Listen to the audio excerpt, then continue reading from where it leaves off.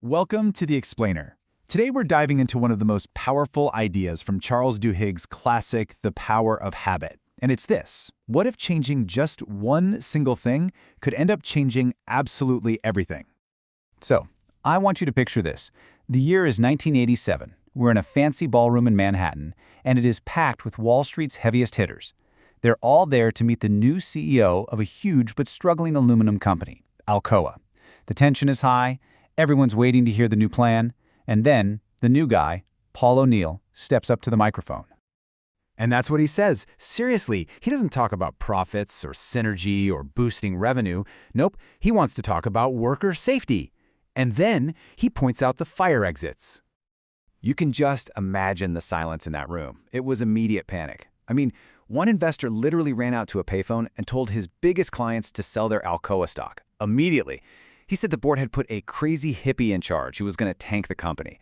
So, what happened next? Well, this happened. By the time O'Neill retired just 13 years later, Alcoa's market value had exploded by an incredible $27 billion, and their net income, it was 5 times bigger than when he started. So that brings us to the million-dollar question, or I guess the $27 billion question. How on earth did focusing on something as simple as worker safety turn this company into one of the biggest success stories on the stock market? Well, the answer lies in this really powerful concept. Okay, so let's get into it. What O'Neill had tapped into, maybe without even knowing the name for it, was something Charles Duhigg calls a keystone habit.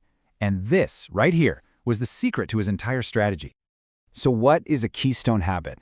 Think of it like the keystone in an arch. It's the one stone that holds everything else in place.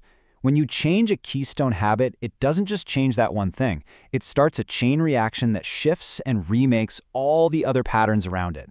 It's the ultimate lever for change. And see, O'Neill was brilliant. He knew he couldn't just storm into this old, struggling company and order everyone to change. He needed to find one thing, just one thing, that the union guys on the factory floor and the executives in the boardroom could both get behind. And who's going to argue against safety? It was the perfect focus. So, the big question is, how do these habits actually manage to create such massive change? Well, it turns out they work their magic through 2 main mechanisms. First, they create what Duhigg calls small wins. These are little victories that build momentum and prove to us that bigger change is actually possible. And second, they create new structures, new platforms, really, that make it easier for other good habits to start growing. To really understand the power of small wins, there's honestly no better example than the most decorated Olympian of all time, Michael Phelps. Now, you look at this, and it seems like just a weird ritual, right? But it wasn't. His coach drilled this exact routine into him over and over so that every single step was a small, automatic win. So by the time he even got on the starting block, he had already stacked up a whole series of tiny victories, creating this powerful, almost unstoppable mindset of success. And here's where it gets incredible. In an Olympic final, his goggles filled with water. He was completely blind. For anyone else, that's game over. But for Phelps, it was just another part of the routine. He didn't panic. He just relied on his habits. He knew exactly how many strokes it took to cross the pool, and he won a gold medal. Blind. That's the power of small wins. Keystone habits also create new structures for success. Take this amazing weight loss study. Researchers had one group focus on a single keystone habit. Just write down everything you eat once a week. That's it.